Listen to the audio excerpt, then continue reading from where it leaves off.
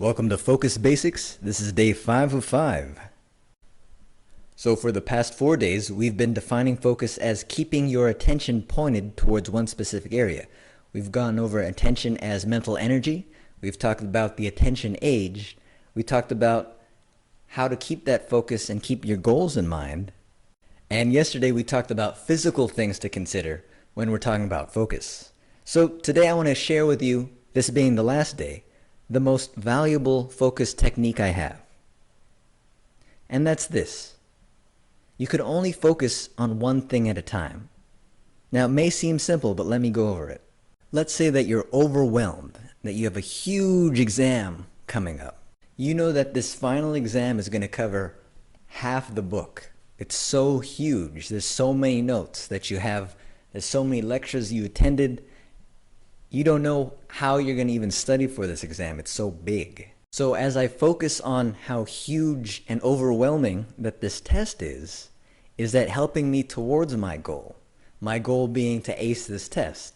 Not necessarily. It's actually hindering me because I feel like procrastinating. I feel like holding it off. I feel like a big weight is on my shoulders. So when I ask the most valuable focusing question, how does what I'm focusing on now moving me towards my goal?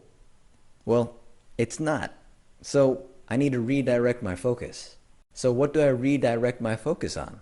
Well, let's look at the most valuable focusing technique, and that's one thing at a time. So what's the one thing I can focus on right now that'll move me towards my goal of acing that exam?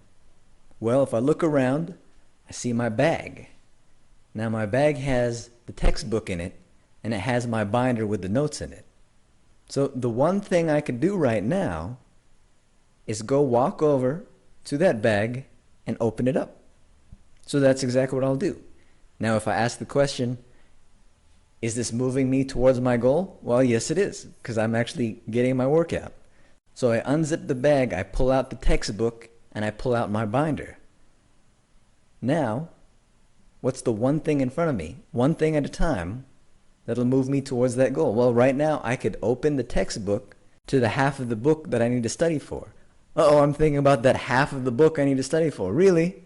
So putting my focus on that isn't helping me towards my goal. I'm feeling overwhelmed again. So what I'm going to do is not think about that. All I'm going to think about is opening it up to the page that I need to open it towards. So I take the book, I open it up to that one page. Simple enough. So I look at my binder. I take a look at the binder. Man, that's a lot of notes. That's a whole mess of notes, and it's not really that well organized. Is my focusing on that helping me towards my goal? No, not really. So one thing at a time, open the binder. That's what I could do right now, one thing at a time. So I open the binder. So now I can look at which note, a note, goes towards this exam. So now I take out A. This one note actually goes to this one exam. Then I move that note out of the binder and put it into a pile to study for the exam. Then I look at the next note. Well, I don't know how that got in there. I throw that away. Then I look at the next note. Again, one thing at a time, going through the binder, one note at a time. Before I know it, I'm done organizing my notes, and I have the book to reference just to make sure that I've got the right sections to study for. So am I going to focus on one chapter at a time? No, that's pretty overwhelming. These chapters are huge. Am I going to focus on one section at a time? Well, that's a little better. So what am I doing here? I'm looking at one thing at a time and constantly asking the most valuable focusing question, which is, how is what I'm focused on now moving me towards my goal? And then constantly reminding myself about the most valuable focus technique, one thing at a time.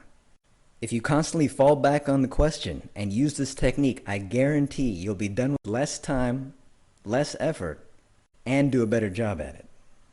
One thing at a time. Of course, this basic training is just the tip of the iceberg. If you're open and willing to try more powerful tips and strategies to becoming a highly effective, highly efficient, ninja-like student, see you inside FastStudySkills.com.